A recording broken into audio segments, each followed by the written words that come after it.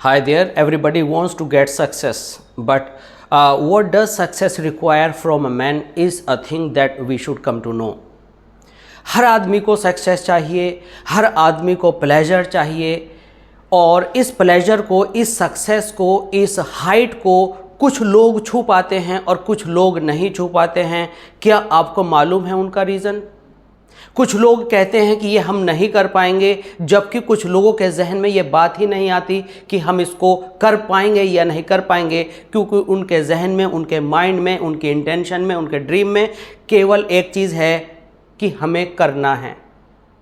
किसी भी काम को करने के दो पहलू होते हैं, एक संभव और एक असंभव। लेकिन अगर हम ये सोच करके चलते हैं हमें करना है, तो हमें सिर्फ एक पॉइंट पर काम करना है और वह है हमारा नज़रिया पॉजिटिव होना चाहिए। एक चीज़ को जो हमें रिसर्च करके नई खोज देती है, एक व्यक्ति के लिए वह समस्या है और दूसरा व्यक्ति उसी चीज़ पर अगर काम करता है तो साइंटिस्ट कहलाता है। इसलिए किसी ने कहा था, tough time never last but tough people do. इसी तरह ये बात लागू होती है आपके सभी कॉम्पिटिटिव एग्जामिनेशन पर, एसएससी, सीजीएल, सीपीओ और एनडीए, सीडीएस, कुछ भी हो, आपको नज़रिया बदलना पड़ेगा, क्योंकि great people don't do different things but they do differently. This is M. Rahman and I welcome you to RSC classes of English language. We are going to conduct today Master Class 2. आज हम अपनी इस master class में आपको SSC CGL tyre 1 2022 के कुछ questions के अंदर आई हुई प्रॉब्लम्स पर आज एक्स्ट्रा इलस्ट्रेशन करेंगे। हमारा एक क्वेश्चन था, उसमें से the scooter that I am using these days is belonging to my brother.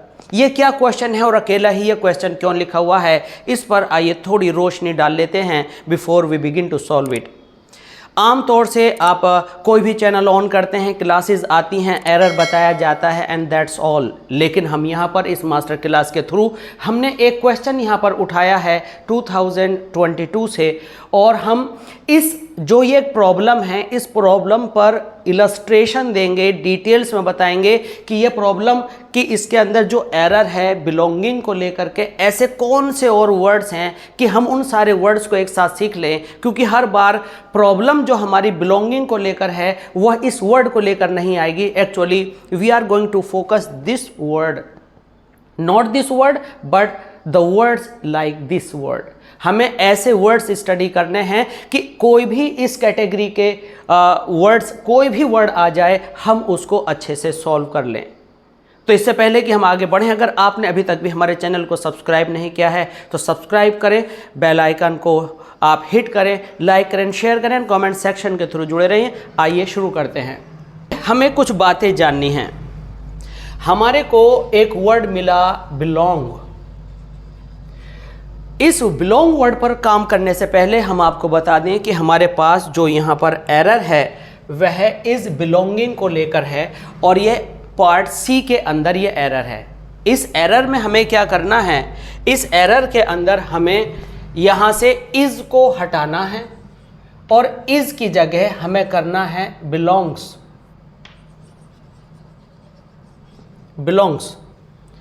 अब हमने इस बिलोंगिंग का बिलोंग क्यों किया, इस हम जो हमारा कन्फ्यूज़न है तोड़ते हैं। हमारी सबसे पहली प्रॉब्लम है कि हम इंग्लिश को केवल ट्रांसलेशन के थ्रू समझने की कोशिश करते हैं। ट्रांसलेशन इंग्लिश को समझने का पहला पर्याय है, सोर्स है, बट ये फाइनल सोर्स नहीं है। बहुत दूसरे ऐसे पॉइंट्स हैं जो इंग्लिश को अच्छा कराते हैं, जिसमें आपका रीडिंग, आपका लिसनिंग, आपका ग्रामर का नॉलेज, ये बहुत अहम है। और जब हम नॉलेज रखते हैं ग्रामर की, हम रीडिंग करते हैं, हम लिसनिंग करते हैं, तो ऐसी चीज़ें हम कम अक्रॉस करते हैं और हम इनको, जो हमारी प्रॉब्लम्स आती हैं उनको हम रेक्टिफाई कर लेते हैं। उदाहरण के तौर पर हमने एक बात कही कि आप बहुत स्मार्ट लग रहे हैं, तो हम एकदम से ट्रांसलेशन करते हैं यू आर लुकिंग स्मार्ट। थोड़ी देर के लिए इस सेंटेंस को जो हमें सही लग रहा है हम इसे लिख लेते हैं यू आर लुकिंग स्मार्ट, और जनरली यह सेंटेंस सही समझा जाता है। इसका मतलब हुआ कौन देख रहा है, आप। तो जब आप ही देखने का काम कर रहे हैं तो स्मार्ट कौन है? तो कोई और है, लेकिन स्मार्ट आप हैं, लेकिन देखने का काम कोई और कर रहा है, तो इसका मतलब ये अपने आप के अंदर ऑब्जेक्ट हुआ। और जब सब्जेक्ट अपने आप के अंदर ऑब्जेक्ट होता है तो उसको हम कहते हैं स्टेटिव वर्ब। उसे हम कहते हैं stative verb. Stative verb show करती है कंडीशन, कंडीशन क्लोज वाली नहीं, या स्टेट, दशा। आप स्मार्ट लग रहे हैं तो इसमें एरर है, यू लुक स्मार्ट। तो जब हम कॉन्टिन्यूअस वाले सेंटेंस को इंडेफिनिट में लिखते हैं तो इसका मतलब है कि यू को खुद देखा जा रहा है, यू लुक स्मार्ट। अगर हम यह कहें कि हमें गद्दा नरम लग रहा है तो क्या ट्रांसलेशन होगी? आप कहेंगे the mattress is feeling soft. नहीं, मैट्रेस कोई ह्यूमन बीइंग नहीं है जो वो सॉफ्टनेस फील करेगा। मैट्रेस को सॉफ्ट फील किया जा रहा है, फील कोई और कर रहा है, तो इसका मतलब mattress in it self object है कहीं हिडन फॉर्म में, तो ये होगा द मैट्रेस फील्स सॉफ्ट।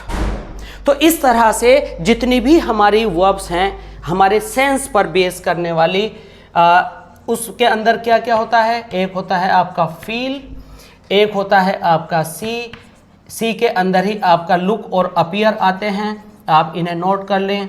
इसके साथ आपका एक होता है टेस्ट, और टेस्ट के साथ आपका एक होता है here.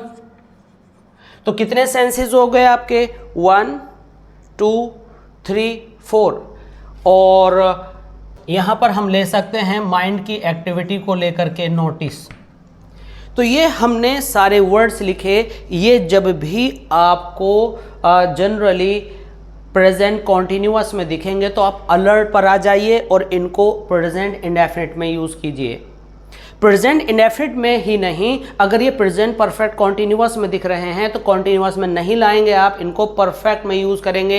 It means ING form इनके लिए प्रोहिबिटेड है, आपको नहीं लगानी है। इवन आफ्टर दिस कुछ एक्सेप्शंस हैं, वो हम आपको अभी शेयर करेंगे। तो ये आप जो है स्क्रीनशॉट ले लीजिए और इन वर्ड्स को उतार लीजिए। आप कहेंगे जी आपने इतने सारे वर्ड्स बता दिए, इसमें बिलोंग तो कहीं नहीं आया। तो कुछ हमारे परसेप्शन, गैस से रिलेटेड कुछ और वर्ड्स भी हैं जिनको हम लिखने वाले हैं। आइए देखते हैं। आपके सामने है ये पेज और इसके ऊपर आप देखेंगे कि हमने इस स्टेटिव वर्ब को कितने पार्ट्स में ब्रेक किया है। पहले तो हमने सेंसेस में लिया है, सेंसेस हमारे 5 होते हैं, स्मेल, हियर, टेस्ट, फील और लुक, अपीयर, सी। ये आंखों से रिलेटेड तीनों वर्ड्स हमने एक साथ यहाँ पर ले लिए हैं। उसके बाद हम आते हैं थिंकिंग में। तो थिंक आता है, नो आता है, मीन मतलब मीन का जो सेंस है वो मतलब है। माइंड का मतलब यहाँ नाउन, दिमाग या ब्रेन से नहीं बल्कि बुरा मानना है। अंडरस्टैंड एंड नोटिस, तो यहाँ पर नोटिस की स्पेलिंग आप समझ लें। इसके बाद है पजेशन माने अधिकार, अधिकार से रिलेटेड है belong, own, have, comprise, possess, contain. उसके बाद हमारी आती हैं फीलिंग्स हैं love, hate, like, wish, want, क्या आपके डिज़ायर्स हैं। तो इसको हम प्रेजेंट इंडेफिनिट में यूज़ करते हैं अगर हमें कॉन्टिन्यूअस आ जाए तो अब हमें क्या समझना है?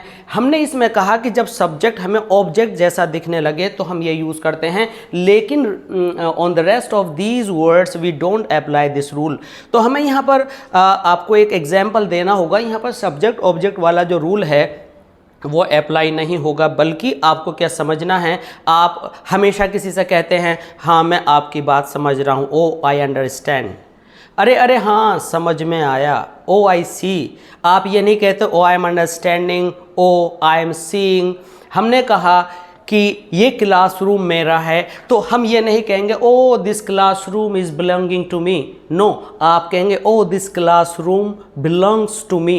तो यहाँ पर आपने सीखा कि जब भी आपके पास ये वर्ड्स आ जाएं तो ये जनरली, अभी भी हम फाइनल डिसाइड नहीं करके आपको कंक्लूड कर रहे हैं कि ये आईएनजी फॉर्म में नहीं आते, बल्कि आपको ये बता रहे हैं कि 90% these words are put in form of non ING words, sometimes they are in ING words. I give you an example. ये आईएनजी वर्ड्स में जब आते हैं, suppose I am a doctor and I am feeling the pulse, मैंने pulse feel की, तो for a few seconds आप किसी से कहेंगे I am feeling the pulse, यानी आप इसको कहते हैं progressive action. If you are doing something for a few seconds then you will use the words in progressive form, means ING form. हम ये नहीं कह रहे कि हमेशा प्रेजेंट इंडेफिनिट में आएंगे, आपको ये डिफ्रेंसिएशन करना सीखना पड़ेगा। You are going to cross competitive exam of English, that's why you will come to know each and everything clearly. तो हमने आपको एक बताया कि जब थोड़े समय के लिए आप कोई काम कर रहे हो तो कुछ भी कहीं भी कॉन्टिन्यूअस में आ सकता है, बट आपको वो सिनेरियो समझना पड़ेगा कि कहाँ प्रेजेंट इंडेफिनिट आना है, कहाँ continuous. Rule number 1 subject object वाला रूल, दूसरा शॉर्ट टाइम वर्क, तीसरा जनरल एक्सप्रेशन। मैं सोच रहा हूं कि आपको कैसे पढ़ाऊं, तो यहाँ आई एम थिंकिंग नहीं आएगा, आप कहेंगे oh I think to do so, how to do so. तो यहाँ पर ये सारे वर्ड्स हैं। अगर आपको इन वर्ड्स में कहीं भी कोई भी प्रॉब्लम है तो आप कमेंट सेक्शन के थ्रू हमसे जुड़े रहिएगा। विद एग्जाम्पल हम आपको अगर वीडियो भी बनानी पड़ी तो आपके लिए अपलोड करेंगे। तो ये वर्ड्स आपने सीखे कि स्टेटिव वर्ब और इस वाली प्रॉब्लम को हम कैसे दूर करते हैं। और ये अगर प्रेजेंट परफेक्ट कॉन्टिन्यूअस में भी आ जाए कि एक वर्ड इसके अंदर आता है नो, ठीक है, जो कि आपका थिंकिंग और फीलिंग प्रोसेस के अंदर आता है, तो हम ये नहीं कहेंगे कि I have been knowing you for 5 years, तो आप कहेंगे आई हैव नोन। तो उसके बाद आप यू लगाएंगे और फिर 4-5 years लगाएंगे, क्योंकि आईएनजी फॉर्म नहीं लगाना है। एक आप सेंटेंस ऐसे कहते हैं, ओ वेट, पहले मैं आपको जान रहा हूं, थोड़ा जान लूं, तो वहां पर आप नोइंग एक्सेप्शनली यूज करते हैं। बट कॉम्पिटिटिव एग्जामिनेशन में आज तक जितना भी एक्सप्रेशन आया है तो वो कॉन्टिन्यूअस से इंडेफिनिट बनाने के लिए आया है, ये आप ध्यान रखेंगे। अब चलते हैं हम आज के दूसरे पॉइंट की ओर। अब हम हैं क्वेश्चन नंबर 2 पर। Question number 2 reads, Bobo was very richer than Jim as he had illicitly accumulated all his wealth। ये जो क्वेश्चन है एसएससी सीजीएल 2022 के टीयर 1 से लिया गया है और इस क्वेश्चन के अंदर हम सबसे पहले आपको एरर बता दें। क्या एरर है? इसके अंदर जो एरर है वो इस वेरी वर्ड को लेकर है और इसी पर हम फर्दर इलस्ट्रेशन देने वाले हैं।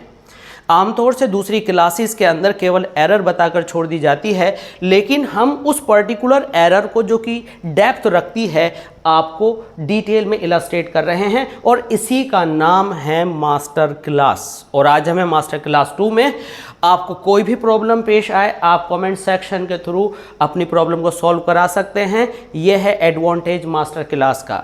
तो यहाँ पर हम इस क्वेश्चन को सॉल्व करेंगे। सबसे पहले हम जानेंगे कि as a parts of speech very क्या होता है।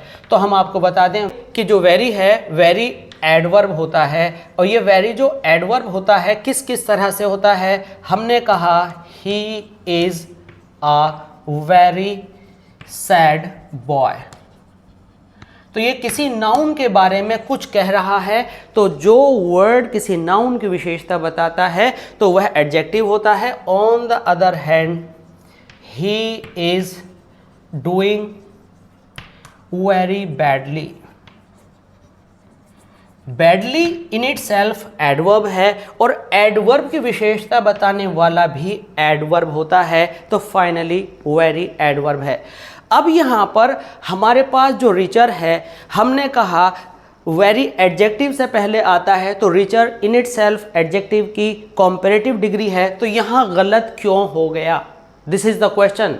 एक आम थिंकर, एक जनरल नॉलेज रखने वाला सोचेगा कि अगर एडजेक्टिव से पहले आना है तो गलत क्यों हो गया। इस क्यों के लिए ही आप अपना इतना टाइम लगा रहे हैं। ध्यान से इसको नोट डाउन करें क्योंकि ये इलस्ट्रेशंस जनरली हर जगह नहीं मिलने वाली हैं। तो यहाँ पर आप लिखेंगे वेरी क्यों यहाँ से कैंसिल किया गया।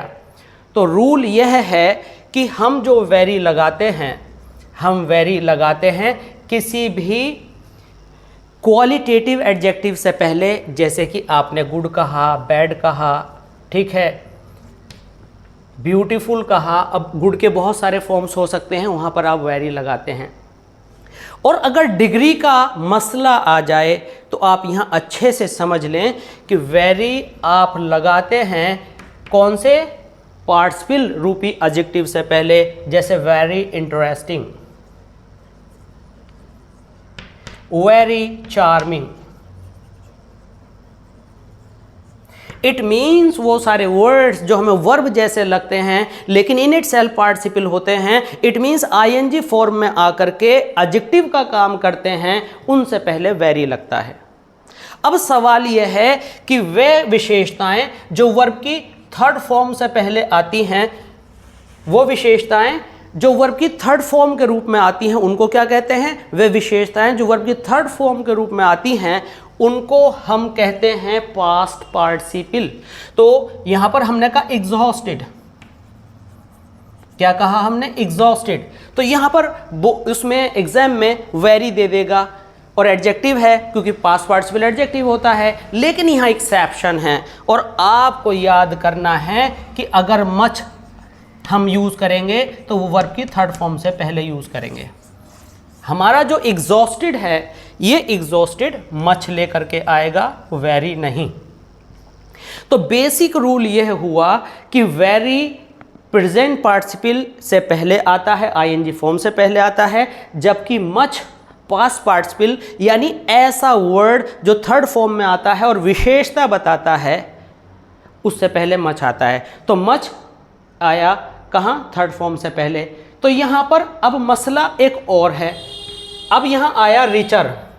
रिचर जब भी आपका कोई वर्ड कॉम्पैरेटिव डिग्री में होगा तो उससे पहले आप मच यूज करते हैं, वेरी यूज नहीं करते। दैट्स वाई हमने यहां से वेरी हटाया, क्योंकि अगर कॉम्पैरेटिव से पहले आपको कोई इंटेंसिफायर यूज करना है तो आप मच यूज करेंगे। तो आज का की रूल हुआ मच प्लस कॉम्पैरेटिव डिग्री। इसीलिए आपने जनरली स्पीकर से सुना होगा he is much better, much better. तो बेटर से पहले मच आया। तो एक एग्जाम्पल ऐसा याद कर लिया कीजिए जो आपको टाइम टाइम पर गाइड कर सके, आपकी रहनुमाई कर सके, आपका दिशा निर्देशन कर सके। तो मच रिचर, तो मच रिचर और मच वर्ब की थर्ड फॉर्म से पहले आता है। लेकिन इसके बाद एक सुपर एक्सेप्शन और है, आइए देखते हैं। लेकिन इस एक्सेप्शन में यहां पर हम आपको रिवाइज करते चले कि यहां पर मच प्लस वर्ब की थर्ड फॉर्म हमने आपको बताया, हमने बताया मच प्लस कॉम्पैरेटिव डिग्री। लेकिन इस स्पेशल सेगमेंट में आप समझ लीजिए ये ऐसे सेलेक्टेड थर्ड फॉर्म्स हैं, पास्ट पार्टिसिपल्स हैं, जिनमें आप क्या करेंगे? मच नहीं लगाएंगे। इन सारे वर्ड्स से पहले आपको वेरी ही लगाना पड़ेगा। क्या सीखा हमने कि हम पास्ट पार्टिसिपल से पहले मच लगाते हैं, लेकिन ये वर्ड्स एक्सेप्शन हैं। अगर ये वर्ड्स आगे लर्नेड, ज्ञानी, he is a very learned fellow, वह बहुत डरा हुआ है, he is a very frighten person, interested, I am very interested in it, shocked, I am very shocked, limited, I have a very limited knowledge, dejected, he is very dejected person, dilated, he is very dilated on hearing this, board and drunk, शराबी, इन सब से पहले very आता है। तो यहाँ पर third form वाला रूल फेल है। आई होप एंड मुझे लगता है कि आप चौंक गए होंगे, इन्हें नोट कर लें, आपके बहुत काम आने वाले हैं। तो always believe in these master classes. और अब हम अगला जो हमारी क्लास होगी वो 2022 के CPO की क्लास पर बेस्ड होगी। मिलते हैं जल्दी ही इस तरह की क्लासेस में आपके सारे प्रॉब्लम का सॉल्यूशंस लेते हुए कॉम्पिटिटिव इंग्लिश को बेस बनाकर। अगर आपने अभी तक भी हमारे चैनल और ऐसी क्लासेस को सब्सक्राइब नहीं किया है तो सब्सक्राइब करें, लाइक करें, शेयर करें और हमें बिलीव करें, बहुत जल्दी आप सफल होने वाले हैं। मिलते हैं जल्दी। Thanks for being with us. Thanks a lot.